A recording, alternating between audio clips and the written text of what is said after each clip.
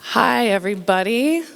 I've been tasked with taking a large group selfie, so please put on your best faces, because here we go.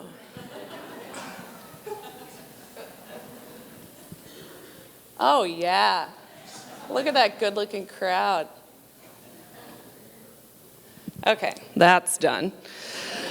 All right, well, hello, good morning. Oh, you can do better than that. This is a rally. Good morning. My name is Melissa Steck. I am a Justice Mobilization Specialist on Immigration for the Christian Reformed Church, Office of Social Justice. I equip churches to be advocates for just and humane immigration policies in the U.S.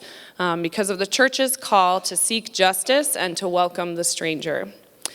So we are all here today because we are committed to those seeking refuge in West Michigan and in the United States.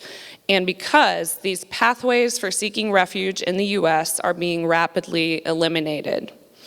So as you heard from Yomba just now, seeking and obtaining refugee or asylum status is one of the legal pathways of immigrating to the United States. But over the past couple years, we have watched the door for asylum be nearly closed and anticipate that the door for refugee resettlement could be closed soon. Allow me to explain. Stick with me. Asylum seekers at the U.S. southern border and elsewhere now face greater difficulty qualifying for asylum.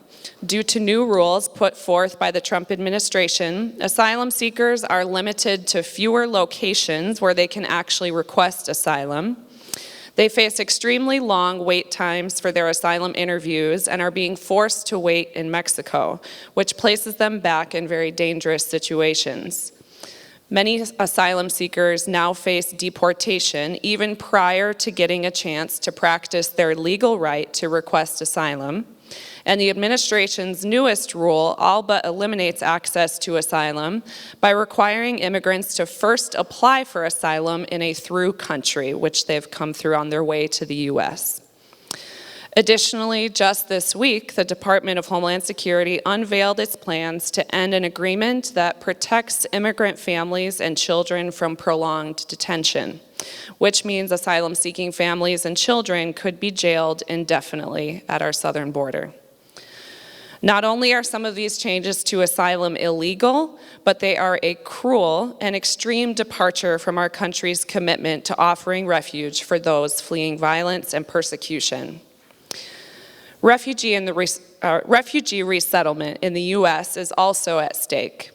Historically, the United States has resettled an average of 95,000 refugees every year. After lowering the refugee admission cap to just 30,000 in 2019, some administration officials recently proposed resettling 0 refugees in the U.S. next year, which would nearly shut down the U.S. refugee resettlement program. Additionally, news broke this week that the administration is considering letting states and cities deny entry to refugees already approved for resettlement in the U.S., refugees that could easily be ready for resettlement and family reunification here in West Michigan. This is not who we want to be, and it is not who West Michigan has been. We are a place of welcome, and that is evident by all the faces that are here today. And we will, yes.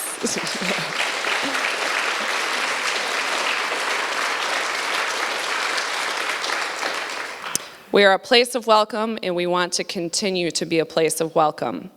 So as we listen this morning to the asylum and refugee stories of our wonderful lineup of speakers, please be inspired to speak up alongside our refugee and asylee and new American neighbors against these changes to our country's immigration system.